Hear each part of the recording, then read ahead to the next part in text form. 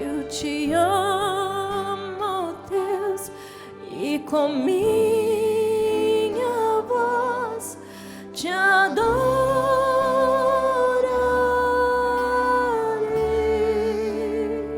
Sim, Pai, nessa manhã nós te rendemos graças.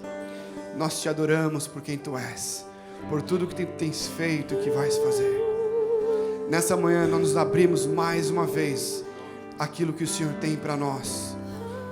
Sim, Senhor Jesus, nós te damos toda a honra, toda a graça e todo o louvor, em nome de Jesus. Amém. Será que você pode aplaudir o Senhor nessa manhã?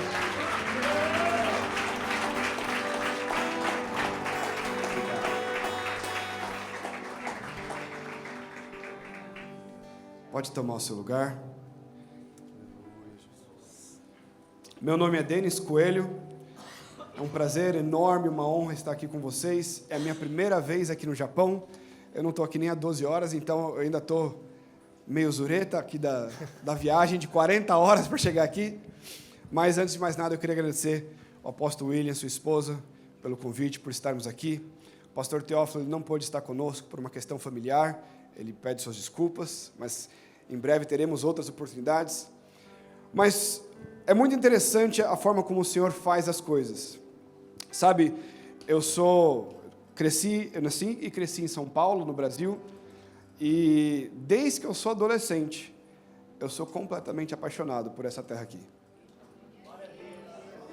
Não tem explicação, eu cresci em Osasco. Se você conhece São Paulo, você sabe que Osasco não tem nada a ver com o Japão.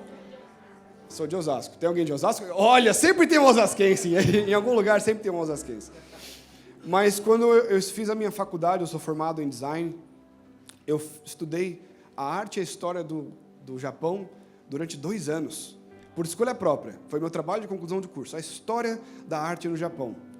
E Deus me levou para uma igreja nipo-brasileira, que é a Monte Sião, que se tornou a Zion Church.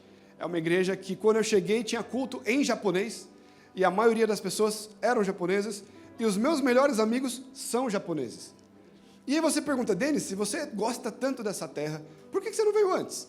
É uma ótima pergunta. Há 10 anos atrás, eu tentei vir para cá, a gente ia fazer uma conferência do movimento Dunamis, que eu lidero junto com o pastor Teófilo, e eu tive meu visto negado. Na época era super difícil você conseguir o visto, eles estavam numa fase super fechados para conceder visto para brasileiros, e aí eu tive meu visto negado e eu falei, Deus, mas tudo apontava para essa palavra se cumprir, e de repente, visto negado na sua cara. E eu lembro que, na época, Deus falou para mim, na hora certa, no tempo certo, tenha esperança. Amém. E é isso que eu sinto de compartilhar com vocês hoje de manhã, sobre esperança. O que nos dá esperança? Qual a importância da esperança para você, pastor? Para você que é sacerdote, o tema da conferência. Sabe, a visão é enxergar aonde a gente vai chegar. Quando você recebe uma visão do Senhor, você não recebe a visão só do dia seguinte, você recebe uma visão que vai precisar dele e é distante o bastante para você enxergar onde ele quer levar. Mas o que nos leva até lá é a esperança. A esperança de que ele vai ser fiel durante a jornada. Mas hoje o meu convite para você não é só para a gente falar sobre esperança, mas para a gente falar sobre uma esperança radical. Olha para a pessoa do seu lado e fala, esperança radical. Abre comigo em Romanos 8, 18. Primeira passagem dessa manhã. E Romanos 8, 18 fala o seguinte, considero que os nossos sofrimentos atuais não podem ser comparados com a glória que em nós será revelada. Um versículo muito poderoso. Considero que os nossos sofrimentos atuais não podem ser comparados, não chegam nem perto, não triscam nem a ponta do pé da glória que nos será revelada. Esse versículo aqui traz que mesmo que você passe por um sofrimento, nós fomos salvos com a esperança em mente. Existe uma esperança de algo que é a glória que será revelada, ou seja, esperança de algo que você não vê. E algo que você não vê, pela definição da Bíblia, é algo que requer fé. Então a esperança, ela tem um papel central na nossa fé cristã. Você pode viver alguns dias sem comida, você pode viver alguns dias sem água, mas você não consegue viver um dia sequer sem esperança. Você tem controle sobre se você vai acordar amanhã? Não. Mas você vai dormir na esperança de que amanhã Deus te dê mais um dia, mais um ano, mais um mês, mais um sopro de vida. Então, sem esperança, nós não podemos viver. Esperança, ela pode sim ser depositada nas coisas erradas. Tem gente que tem esperança no dinheiro, tem gente que tem esperança na sua aparência física, nos seus dons, nas suas capacidades. Tem gente que tem esperança de um dia quando eu casar. Você não precisa levantar a mão, são perguntas retóricas, mas você talvez conheça alguém que fala, não, tudo vai melhorar quando eu casar. Tudo vai melhorar quando eu ganhar na loteria, sei lá, romper financeiro. Tem as pessoas também que têm a esperança de tudo vai melhorar quando eu perder 10 quilos. Isso é esperança. É uma certeza de algo que você não vê. Mas são esperanças vãs, são esperanças vazias. Porque a nossa verdadeira esperança, ela só pode ser depositada em Deus. Só se torna esperança radical quando ela é colocada em Deus. Salmos 33, 22 fala o seguinte: esteja sobre nós o teu amor, Senhor, como está em ti a nossa esperança. A esperança é a segurança inabalável nas realizações das promessas de Deus, que é fundamentada na vida, na morte e na ressurreição de Jesus Cristo. Então, mais uma vez, a esperança é uma segurança inabalável nas realizações das promessas de Deus sobre as nossas vidas, que está fundamentado na vida, na morte e na ressurreição de Cristo. É o sacrifício dele que nos dá a certeza de que nós podemos colocar a esperança das nossas vidas sobre ele, acreditando que ele tem o melhor para nós. Agora, o que não é esperança? Esperança não é pensamento positivo. Não, eu vou pensar assim e vai dar tudo certo. Esperança é uma convicção. Diferente de um pensamento que não te tira da onde você está, a convicção te faz depender dele. Então, esperança não é pensamento positivo. Esperança também não é otimismo. Talvez você conheça alguém que fala, nossa, está acontecendo uma desgraça. Não, está tudo bem, vai dar tudo certo. Isso é muito bom, mas isso não é esperança. Porque otimismo é confiar em você mesmo e nas suas habilidades, enquanto esperança é confiar em Deus e em quem Ele é. Otimismo, ele pode negar a realidade e fingir que não enxerga. Sabe aquela pessoa que está com o pé na lama, aí você fala, nossa, você está com o pé na lama. E a pessoa, não, imagina, está tranquilo. Você está afundando, meu querido. Está tranquilo, está tudo bem. Isso não é esperança. Ser otimista apenas não é ter a esperança certa. Otimismo, ele faz com que você finja que aquilo não existe. A esperança, ela olha para a realidade que você está enfrentando e você diz, é isso mesmo que está acontecendo, porém eu confio num Deus maior que isso. Aleluia. E nessa jornada hoje de manhã, que a gente fala sobre esperança, eu vou pedir para em alguns momentos vocês fazerem declarações comigo e orações. Então coloca a mão no seu coração e declara comigo, faz essa oração. Você pode declarar que o Senhor é maior que os seus problemas e que a sua esperança está depositada nele? Toma 30 segundos, declara isso.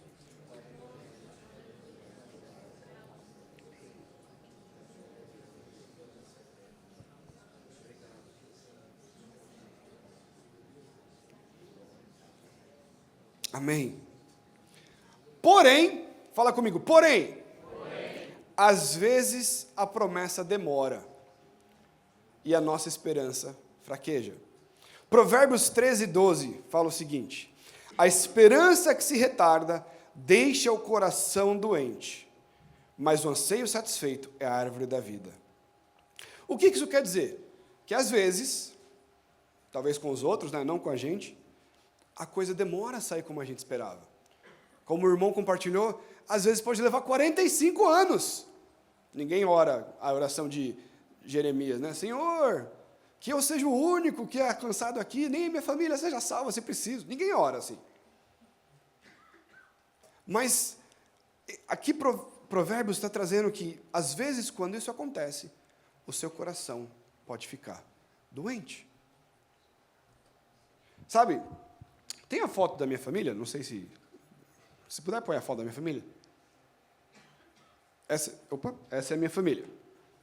Então, essa é minha esposa, Cíntia. Esse é meu filho, Joshua, ele está com 7 anos.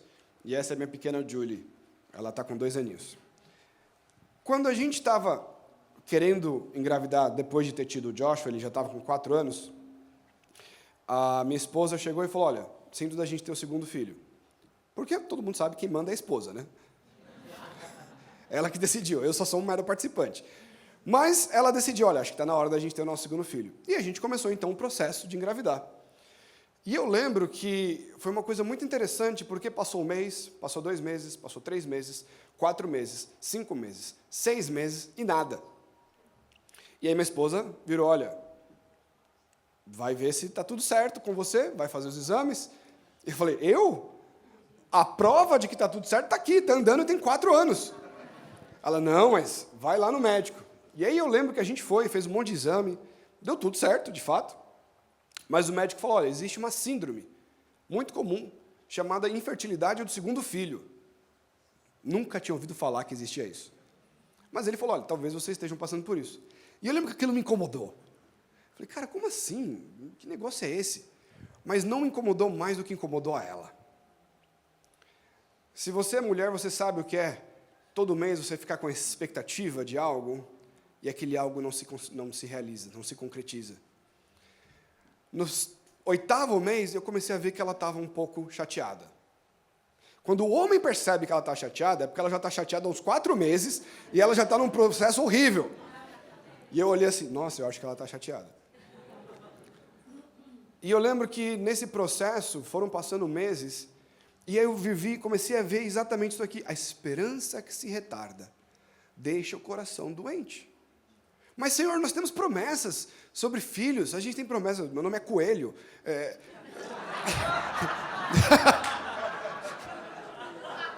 Como assim, Senhor? A minha identidade, é quem eu sou.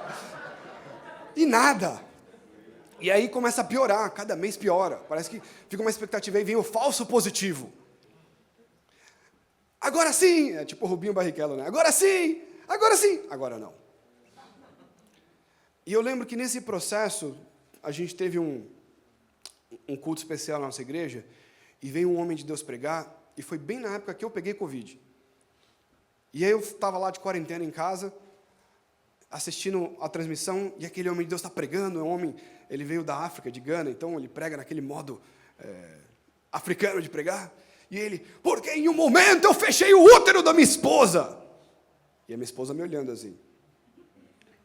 E o que foi? Ela, você fez alguma coisa com o meu útero? Eu falei, imagina, não sabia nem que dava para fazer isso, como é que eu vou fazer alguma coisa? Ela falou, não tem. Ela, então ora por mim. Eu falei, mas eu vou orar pelo quê? Eu não tranquei, eu vou destrancar o quê? Mas enquanto ela falava, o Espírito Santo falou, pede oração para ele. Será que você pode ter fé, mesmo no momento onde a sua esperança está doente? E eu fui lá e mandei mensagem. E perguntei, será que o senhor poderia orar por nós? Ele, você está com Covid, eu não vou nem chegar perto de você. Quando eu voltar para minha casa, eu oro por vocês via Zoom. Eu falei, bom, é o que tem para hoje. Passaram 4 dias, ele tinha retornado para a casa dele, a gente entrou num Zoom, eu, minha esposa e esse homem, que é um homem de Deus, e a gente começou a conversar, e ela contou a história, e eu falei, olha, eu não sei o que a gente está fazendo aqui, isso aqui é algo muito estranho, a gente está num Zoom falando sobre útero, mas eu senti de Deus que tinha algo que você tinha que liberar sobre a nossa vida e orar por nós. E ele fingiu que não ouviu o que eu falei, continuou conversando, e aí conversou, e ele olhou assim, Cíntia, que é o nome da minha esposa, pode comemorar. Ela, como assim comemorar? Pode comemorar aquilo que você não está vendo, você já está grávida. E eu olhei assim e falei, caramba. 4 dias depois, a gente fez o teste e ela estava grávida. Sabe, tem coisas na sua vida que você vai ter que dar passos de fé mesmo quando o seu coração está doente. Porque a esperança radical é você viver romperes maiores do que aquilo que você entende, de formas que você nem conseguiu imaginar. Nós temos que lembrar que nós somos o povo da Páscoa. Nós fomos separados, nós vencemos a batalha e Ele lutou a guerra por nós. Nós temos a fé que Ele morreu e ressuscitou e irá voltar. Isso é esperança radical. Salmos 42:11 fala: por que você está triste, ó minha alma? Por que está assim tão perturbada dentro de mim? Põe a sua esperança em Deus, pois ainda o louvarei. Ele é o meu Salvador e meu Deus. Sabe, esse versículo aqui em Salmos 42:11 é muito interessante. Porque imagina essa cena, Davi está lá, e aí ele fala assim: ei, alma, por que você está triste? Ele tem um diálogo com a sua alma. Às vezes a gente lê o versículo, a gente passa batido, né? Mas de fato ele está aqui. Porque você, talvez ele estivesse olhando no espelho, tinha espelho na época, não sei. Uma reflexão da água dele, pronto. Por que você está triste? Sabe, às vezes, como líderes, a gente tem a tendência de ignorar os nossos sentimentos. Ah, não, eu estou cansado. Não. Ah, não, eu estou triste. Não, não estou. Ah, não, eu estou desesperançoso. Não, não estou.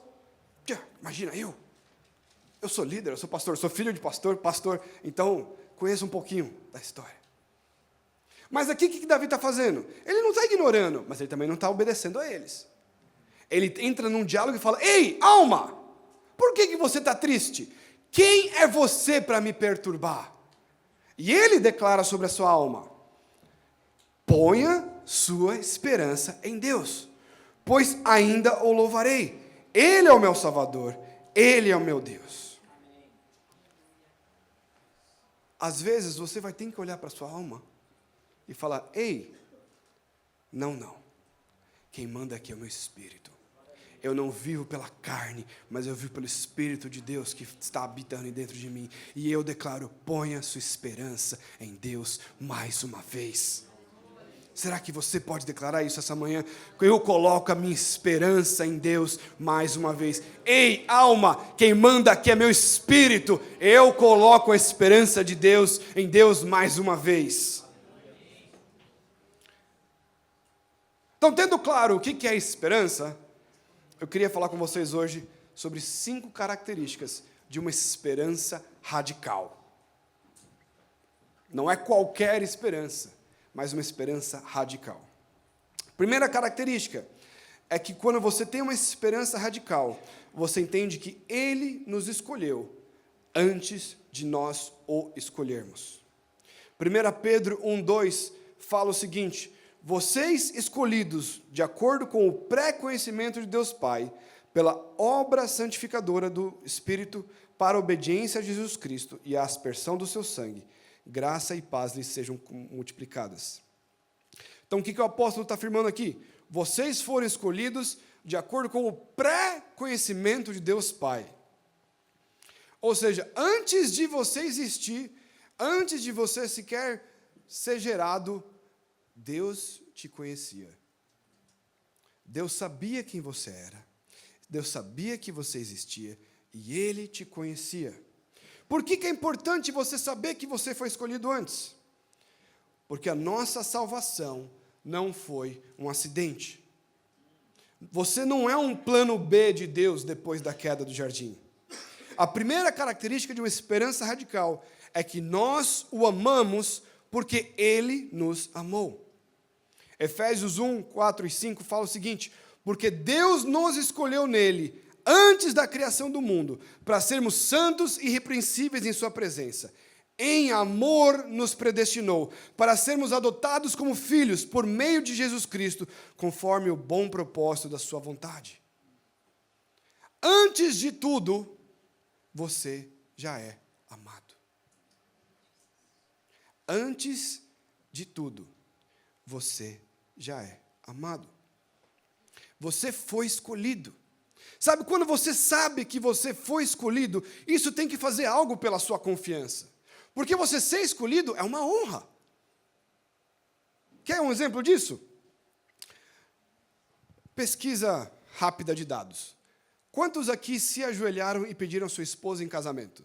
Fizeram a tradição lá de, eu gostaria de casar com você. Pode levantar a mão, essa não é retórica. Quantos aqui se ajoelharam? Eita, só eu. 2, 4. Está melhorando, os homens estão levantando. O homem está assim, quando? Tá bom, deixa para lá a pesquisa. Deixa para lá. Sabe, tem um momento na vida das mulheres que elas normalmente almejam muito, que é exatamente o momento onde ela é surpreendida por um cara. Você gostaria de casar comigo? Se você já teve essa experiência, ou você já viu nos filmes, ou já viu alguma coisa, você já viu sobre isso. Isso aqui é um exemplo do que é ser escolhido. Entre todas as mulheres do mundo, eu escolho você. Você acha que nesse momento, onde a mulher é escolhida e o homem se ajoelha, ela se sente mais uma? Ou ela se sente a pessoa mais importante do universo? Você acha que ela se sente honrada ou desonrada? E se você perguntar, você se sente amada? Ela vai te responder, com certeza.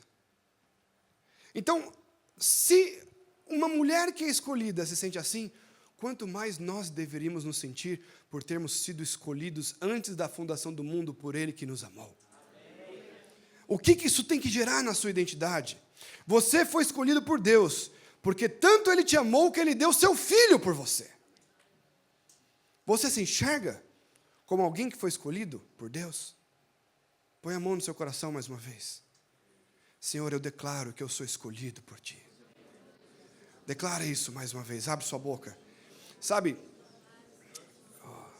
declara que Ele te amou, antes da fundação do mundo, Ele te conheceu, e Ele te enxerga. Você não é só mais um. Amém. Por que eu estou pedindo para vocês fazerem oração? Porque tem coisas que eu posso fazer por você, mas tem coisas que só você pode fazer por você mesmo. Às vezes a gente está acostumado a guiar, né? No caso vocês são pastores, a guiar a congregação, mas muitas vezes nós não precisamos ser guiados, nós precisamos nós falarmos. Tem palavras de vida que precisam sair da sua boca para serem verdade. Então, a primeira característica de uma esperança radical é que Ele nos escolheu antes de escolhermos.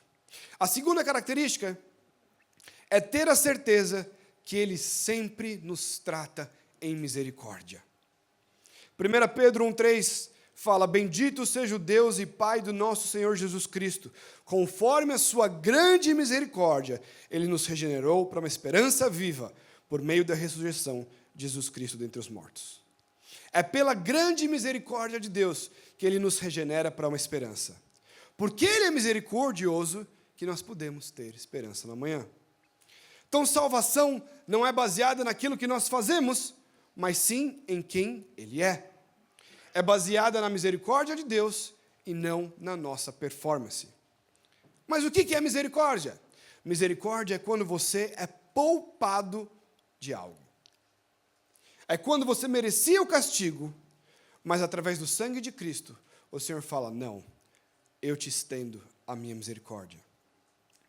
Tito 3,5 fala também, Ele nos salvou, não porque a gente tivesse feito algo justo, mas por causa da sua misericórdia.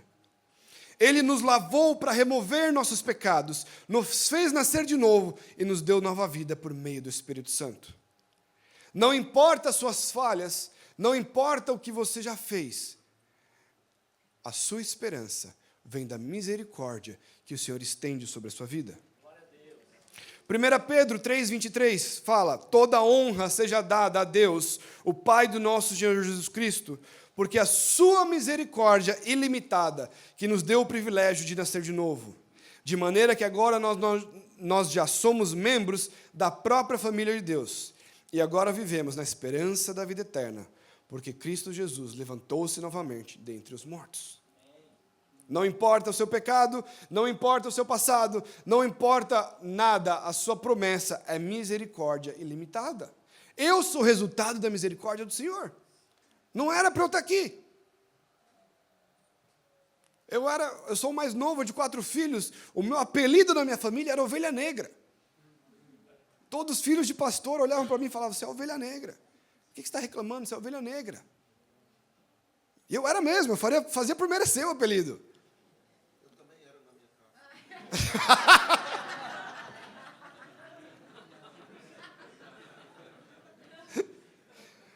Eu era ovelha branca, então.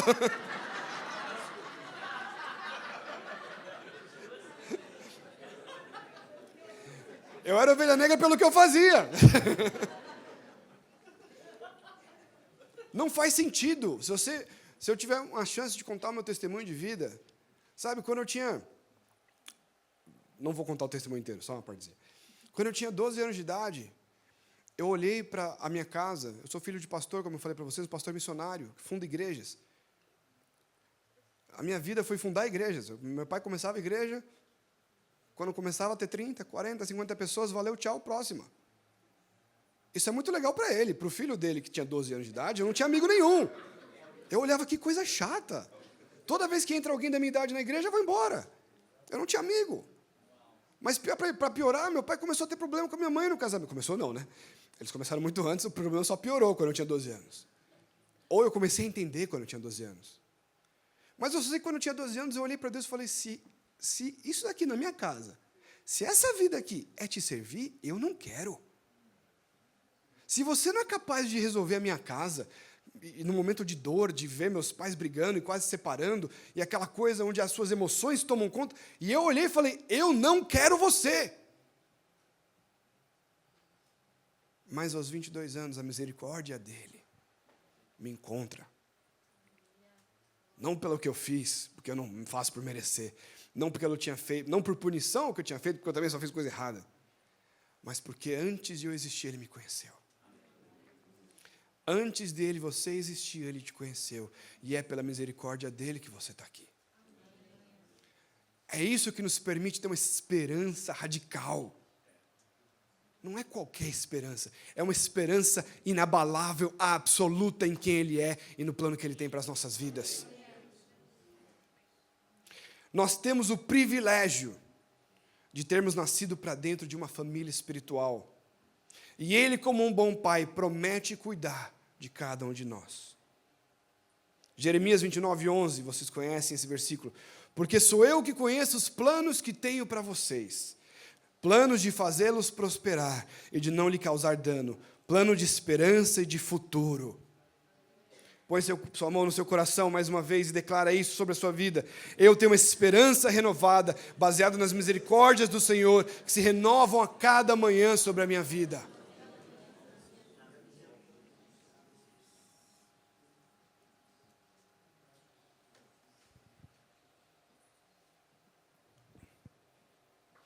Só um parênteses aqui. Sabe, quando eu estava orando, há uma semana antes de vir para cá, Senhor, o que o Senhor quer que eu compartilhe? O Senhor falou, olha, fala sobre esperança. Eu falei, mas Senhor, provavelmente eles são o maior exemplo de esperança que eu vou conhecer, porque eles estão numa terra distante, em meio a um povo estranho, que não os aceita, e eles são fiéis. Aí ele, Denis, mas assim como eu escrevi, que às vezes um coração pode ficar cansado, a esperança é como um tanque que às vezes pode diminuir. Então nessa manhã eu não estou falando com vocês sobre esperança porque eu acho que vocês não têm esperança. Eu estou falando com vocês sobre esperança porque existe uma esperança radical que o Senhor quer derramar sobre a sua vida, que vai permitir que nós vivamos coisas ainda maiores aqui no Japão. Então a terceira característica de uma esperança radical é que Ele não só tem as suas misericórdias sobre nós, não só Ele nos escolheu antes de nós existirmos, mas Ele também já assegurou o nosso futuro. 1 Pedro 1, 3 e 4 fala, bendito seja o Deus e Pai do nosso Senhor Jesus Cristo. Conforme a sua grande misericórdia, Ele nos regenerou para uma esperança viva, por meio da ressurreição de Jesus Cristo dentre os mortos, para uma herança que jamais poderá perecer, macular-se ou perder o seu valor. Herança essa guardada nos céus para vocês. Então, essa daqui é para os ansiosos. Quem aqui é ansioso? Não levanta a mão, calma. Não levanta a mão. Tá vendo? É tão ansioso que já levantou a mão na hora que... Ansioso é aquele que não consegue lidar com a incerteza do futuro. Sabe qual que é a raiz de ansiedade? Eu não consigo lidar com eu não saber o que vai acontecer. Então eu quero tomar o controle. Eu fico ansioso. Ai, ai, ai, será que vai dar certo? Ai, ai, ai, será que vai conseguir? Ah, será que vai vir romper? Será que vai vir a provisão financeira? Será que aquela pessoa vai aceitar Jesus? Ansiedade é tomar para si um controle que não te pertence. Mas, 5 remédios contra a ansiedade. Vamos passar uma receita aqui. O que o apóstolo Pedro fala em 1 Pedro 1, 3 a 4 sobre o nosso futuro? Primeiro remédio, nosso futuro envolve uma herança. Uma herança é algo que você recebe simplesmente por fazer parte da família. Você nasceu, a herança está garantida. Você não faz nada para merecer, não consegue fazer nada para perder. Ela é sua por direito de nascença. O segundo remédio é que o seu futuro está reservado a você. Ela não está reservada à pessoa do seu lado. Quando você nasce de novo e o teu nome é escrito no livro da vida, é no seu nome que o futuro está reservado. Você entendeu isso? Não existe o futuro do irmão do lado para você ou o seu futuro para o irmão do lado. Existe o futuro que o Senhor guardou para você apenas. Terceiro remédio, nosso futuro, ele é puro. Como o versículo fala, ele não pode ser maculado, ele não pode ser corrompido. No grego, a palavra puro, que é kataros, quer dizer que não é falso, ele é verdadeiro. Ele é incorruptível. Quarto remédio, ele não desvaloriza, não é uma aplicação eterna, você não consegue sacar menos do que você tem. Então não se preocupa com as variações e as mudanças da vida, o seu futuro não se desvaloriza. E por último, ele está guardado nos céus para você. Ou seja, se ele está no céu, ele está ao seu alcance. Ele está ao alcance da praga, do passarinheiro, do devorador, de tudo que você quiser falar, do tinhoso. Não. O seu futuro está guardado nos céus, além do alcance, além do tempo. Por isso há esperança para o seu futuro, declara o Senhor em Jeremias 31:17. Deus quer que você viva a eternidade hoje, não apenas quando você chegar no céu. Porque se você entende que você pode viver a eternidade hoje, você entende que tem bênçãos que você pode desfrutar hoje sobre a sua herança. Tem coisas que o Espírito Santo quer fazer na sua vida hoje, não apenas no fim. Sabe, a melhor forma de explicar o que é herança é a seguinte. Eu chego para o pastor e falo, pastor, qual que é um valor alto em ienes? É 10 milhões? Não, é 100 milhões? 1 bilhão. 1 bilhão tá bom? Alguém falou, 1 bilhão tá bom. 1 bilhão resolve a vida? Não? Tem gente falando que não. 10 bilhões, pronto. Vamos. Quanto que é a loteria aqui? 200 bilhões. 200 bilhões a loteria? Tá bom, 200 bilhões, chegamos lá. Ó, agora chegamos num consenso do que é dinheiro de verdade aqui. Chegar para o pastor aqui, pastor, você ganhou 200 bilhões. Está aqui o cartão da conta. Receba. Receba.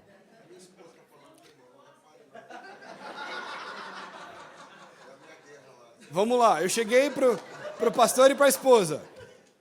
Você recebeu uma herança. Está aqui 200 bilhões na conta. Aí o pastor pega o cartão, muito obrigado. Continua, entra no carro e vive a sua vida. Aí chega no final do mês, ixi, está apertado. Não, mas vai dar certo, está tudo bem. Claramente a esposa dele não ia deixar ele viver sem sacar a herança.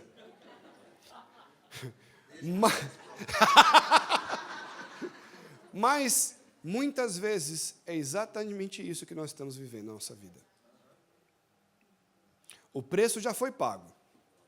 A herança está guardada no seu nome, numa seguradora chamada Céus. Basta você acessar. É uma escolha se eu pego o cartão e passo a usar aquilo que o Senhor tem reservado para mim, ou se eu vou continuar aqui ansioso e sofrendo numa vida sem entender quem Ele é, sem ter esperança. A esperança é o que me faz pegar o cartão e acreditar na palavra de que eu falei, você tem, e ir lá e sacar aquilo que está me reservado. Então, quando a gente fala sobre herança, a gente está falando sobre esperança. A esperança de que o meu futuro veio dele e está assegurado nele. Põe a mão no seu coração e declara isso com fé. Eu coloco a minha esperança no Senhor, porque o meu futuro está guardado e está assegurado.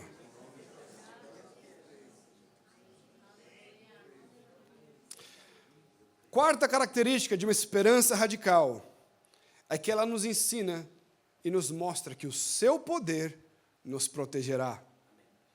1 Pedro 1, versículo 5 fala que mediante a fé são protegidos pelo poder de Deus até chegar à salvação prestes a ser revelada no último tempo. No grego a palavra proteger é frorel. Fala para a pessoa do seu lado, frorel.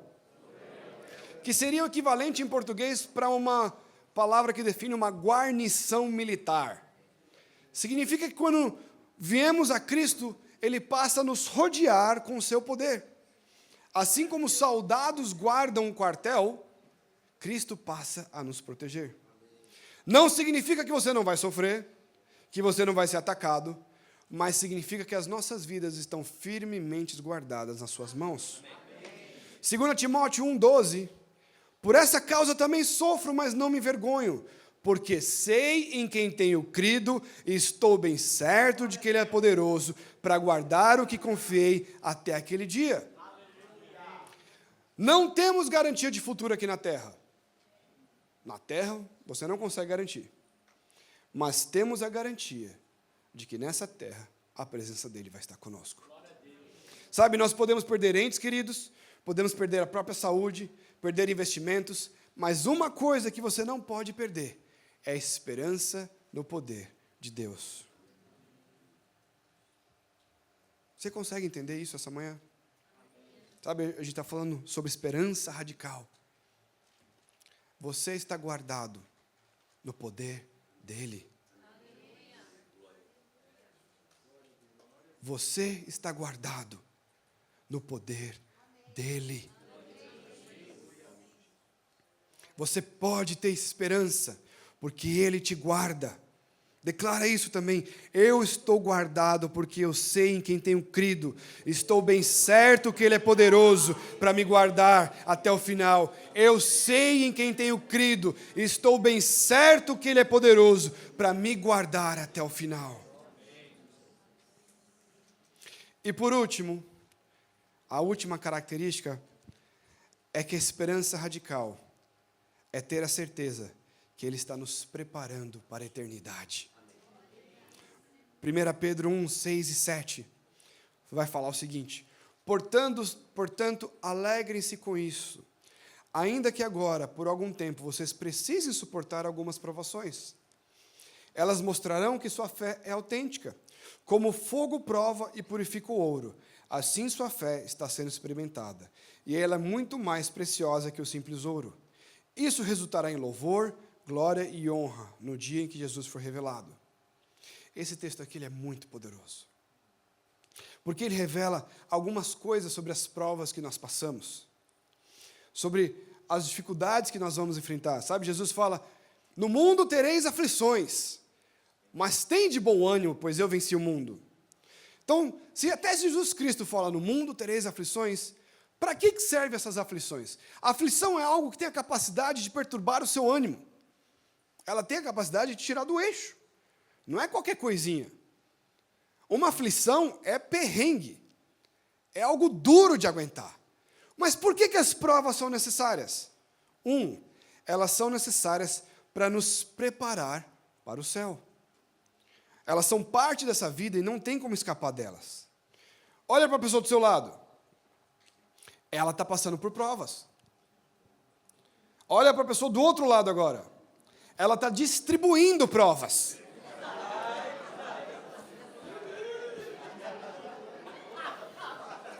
As provas fazem parte da vida. Não existe como escapar delas. As provas, elas são variadas. Cada um vai ser provado em algo diferente. Isso aqui é muito importante. As provas não são iguais para todos. Para de se comparar com o irmão do lado. Tem uma frase muito famosa, muito sábia, muito profunda, que fala: toda comparação é burra. Por que toda comparação é burra? Porque você nunca compara o seu melhor com o pior de alguém. Você sempre vai comparar o melhor de alguém com o seu pior. Você sempre vai se colocar em desigualdade. Então para de olhar para a prova do irmão do lado e falar: não, mas para ele é tão fácil. Para ele é tão mais simples. Ele passa sorrindo pelo perrengue e eu estou aqui sofrendo. Elas não são iguais para todos. E as provas são temporárias. Como o versículo fala, elas têm um fim, pois a promessa de Deus, à medida que avançamos, é que nós vamos viver de glória em glória. Toda prova tem um começo, tem um meio e tem um fim. Será que você crê nisso? Mas quando a gente fala sobre provas, que não é o que todo mundo gosta de falar, mas fazem muito parte da vida, o que Deus faz em meio às nossas provas? Ele testa a nossa fé. Ele está sempre vendo como a gente vai responder às situações. Então o irmão falou sobre como Caleb e Josué responderam diferente a uma situação. Eu gosto muito também da situação onde Deus coloca à prova Isaac. Pega o teu filho. Desculpa. Abraão. Eu li aqui a história de Isaac, e falei Isaac em vez de Abraão. Isaac pegar Abraão é uma heresia. Abraão pega o seu filho e leva lá para o sacrifício. Você já parou para pensar, analisar essa situação? A primeira coisa que Abraão poderia responder é: por que você quer o meu filho? Isso não faz o menor sentido, você está se contradizendo. Você me prometeu uma geração e agora você está me pedindo ela? Isso é bondade, Deus? Isso é misericórdia? Como assim? Mas não. Como que Abraão reagiu? Ele foi fiel. Ele foi até o fim. E chega um momento crítico de levantar a faca e Deus fala: calma, para. Na verdade, eu não queria nada. Eu só queria ver o teu coração. Então, as provas, elas testam a nossa fé. Se nós vamos pelo lado da fé ou pelo lado do mundo. E as provas fazem o seu músculo espiritual crescer. Por exemplo, quando você vê um atleta nas Olimpíadas, você já viu Olimpíadas, né? Todo mundo já viu Olimpíadas? Tem o atleta de patinação. E aí ele tem umas pernas super fortes, super grossas. Aí você muda de canal nas Olimpíadas, está lá o cara do basquete. Aí está os ombros dele. Você muda de canal, está o cara do arremesso de peso, que é um touro. Você já percebeu como cada um deles tem um grupo muscular desenvolvido diferente? É exatamente para isso que serve a prova na sua vida. Para que você desenvolva diferentes músculos espirituais e possa ser uma pessoa mais forte, mais capaz. E ele te testa para que você possa amadurecer, para que você possa mudar de nível. Através da prova, Deus também está purificando os nossos corações. Ele purifica a nossa motivação. É através do fogo que a gente purifica o ouro. Por quê? Porque Ele está muito mais interessado no seu caráter do que no seu conforto. Você pode até falar: Deus, mas eu queria tanto um conforto aqui para a minha vida. Deus sempre vai falar: eu estou mais interessado no seu caráter. Porque se você tiver um caráter aprovado, eu posso te dar todo o conforto do mundo e você não vai se corromper. Ele também quer preparar o nosso coração para o céu mais do que nos dá conforto na terra. Porque Ele sempre tem um olhar eterno, não no que é passageiro. E por último, a prova nos prepara para a nossa recompensa.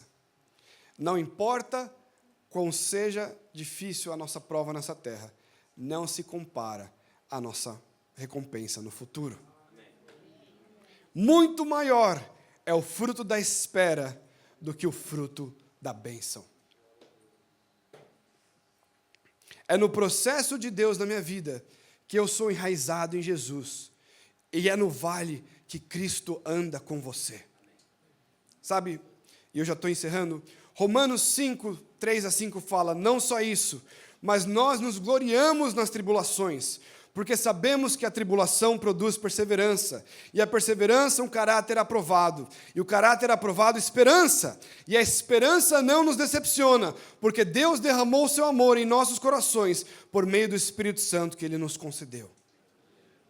Nessa manhã, a minha oração é para que o Senhor renove a sua esperança, para que o Senhor te leve a um lugar onde você tenha certeza, aonde você tem depositado a esperança que Ele traz para nós. Que você possa nessa manhã não só ter uma esperança, mas ter uma esperança radical nele. Uma esperança que tem certeza de que Ele te chamou, que tem certeza que Ele te criou, que tem certeza que Ele tem o teu futuro, que tem certeza que as misericórdias dEle se renovam a cada manhã, que tem a certeza que Ele te levou até aqui. Então fica de pé onde você está.